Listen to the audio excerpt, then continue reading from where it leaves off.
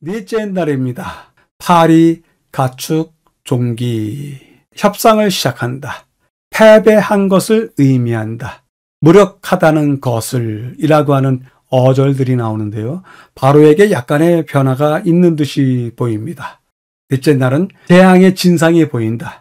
무엇이냐? 바로가 패배를 깨닫기 시작한다 라고 하는 것입니다. 우선은 출애굽기 8장을 읽으라고 하는데요. 내가 만일 내 백성을 보내지 아니하면 애굽 사람의 집집에 파리떼가 가득할 것이며 그들이 사는 땅에도 그러하리라. 다섯 번째, 들에 있는 네 가축 곧 말과 나귀와 낙타와 소와 양에게 더하리니 심한 돌림병이 있을 것이라. 여섯 번째, 애굽 온 땅에 티끌이 되어 애굽 온 땅의 사람과 짐승에게 붙어서 악성 종기가 생기리라 합니다. 넷째 날에 또 다른 신에 대한 이야기가 시작되는데요. 우아치트하고 케프리입니다. 우아치트는 파리 신으로서 나일강 하구를 수호하는 늪과 습지의 신입니다. 케프리는 떠오르는 태양, 창조, 재생의 신인데요. 딱정벌레 머리를 하고 있습니다. 이 신들은 주님 앞에서 패배합니다. 네 번째 재앙에 대한 기록에서 애굽인들이 고통을 받는 동안 히브리인들은 보호를 받았다고 하는 특별한 메시지를 받게 됩니다. 실제로 더 이상의 재앙이 히브리인들에게 영향을 미치지 않은 것입니다. 매우 감격적인 순간입니다. 오늘날 우리가 살고 있는 현 시대에 어떤 고통과 재앙이 임할지라도 하나님의 백성들이 보호받을 것이라고 하는 메시지도 함께 받게 됩니다. 다시 말하자면 이 모든 것은 하나님께서 바로에게 이 땅에서 내가 여호와인 줄 내가 알게 하기 위한 일이었습니다. 마침내 바로는 협상을 시작했습니다. 압력이 커지고 있는 것은 의심할 여지가 없습니다. 그는 이스라엘이 하나님을 경배하고 그분께 제사를 드리는 것에 동의했지만 오직 애굽 땅에서 그렇게 하기를 원했습니다. 하지만 그의 요구대로 할 수는 없었습니다. 애굽에서는 일부 동물이 신성하게 여겼기 때문에 그 동물들을 제사의 제물로 드리면 애굽인들이 히브리인들에게 폭력을 가할 수 있었기 때문이었습니다. 또한 이것은 이스라엘을 보호하기 위한 하나님의 계획의 하나였습니다. 바로의 반응입니다.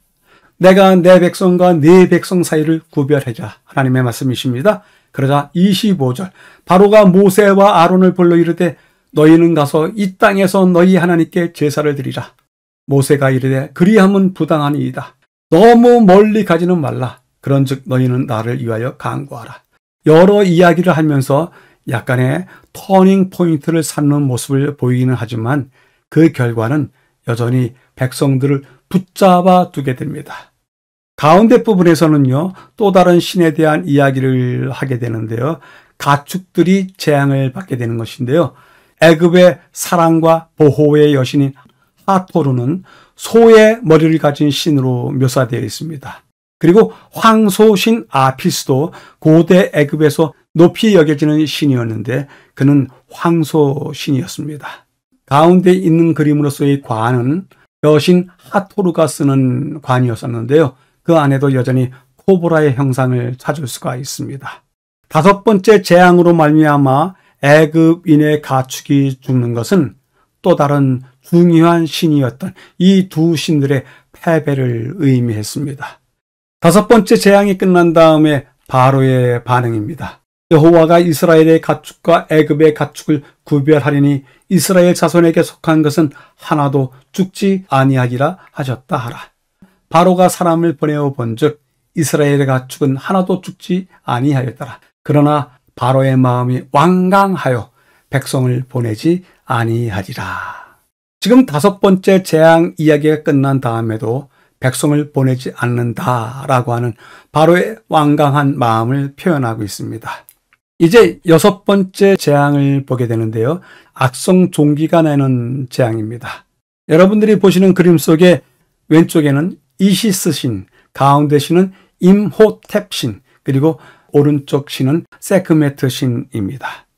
의술과 마법과 지혜의 여신인 이시스, 그리고 전쟁과 전염병의 여신인 세크메트, 역시 의술과 치유의 신인 이모탭, 이 세 중요한 신들이 여섯 번째 재앙을 통해서 패배한 것을 보여줍니다.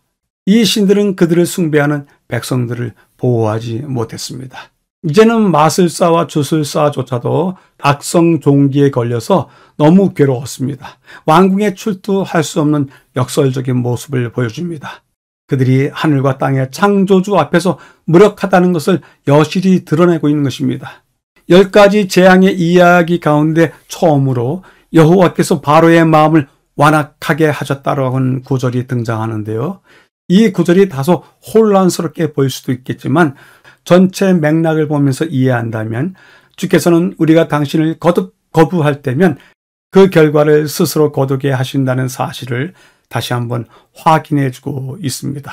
여섯째 재앙이 끝난 다음에도 바로가 어떤 반응을 보이는지 확인하도록 하겠습니다.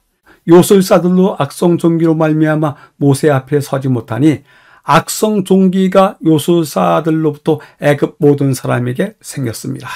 여호와께서 바로의 마음을 완악하게 하셨으므로 그들의 말을 듣지 아니하였으니. 교훈은 다음과 같이 이야기합니다. 여호와께는 애굽 사람들에게 그들의 위대한 사람들의 지혜가 얼마나 헛되고 여호와의 명령에 반대되는 일에 있어서 그들의 신들의 능력이 얼마나 보잘것없는가를 볼 수 있는 기회를 주실 것이었다. 하나님은 다른 국민들이 당신의 능력에 대한 소문을 듣고 당신의 능하신 행사에 대하여 떨게 하시고 당신의 백성이 우상 숭배로부터 돌아서서 당신께 순결한 예배를 드리게 하심으로 당신의 성호를 영화롭게 하실 것이었다 전하고 있습니다. 넷째 날을 요약해 보겠습니다. 파리, 가축, 종기에 대한 이야기였었는데요. 재앙 속에서 스스로 자신이 선택한 결과를 거두는 모습을 보게 됩니다. 협상이 있었다. 모세는 애굽 땅이 아닌 광야로 나가야만 한다고 했고 그것이 하나님의 뜻이었다.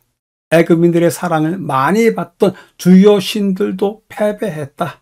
그 까닭인지 몰라도 바로는 더욱더 완악함을 보였다. 그리고 주술사들은 무력함을 보였다. 이것은 그들이 스스로 얻은 결과이다라고 요약할 수 있겠습니다. 질문해 봅니다. 시험과 고난 중에 그 길을 바꾸는 방법은 무엇일까요? 있을까요?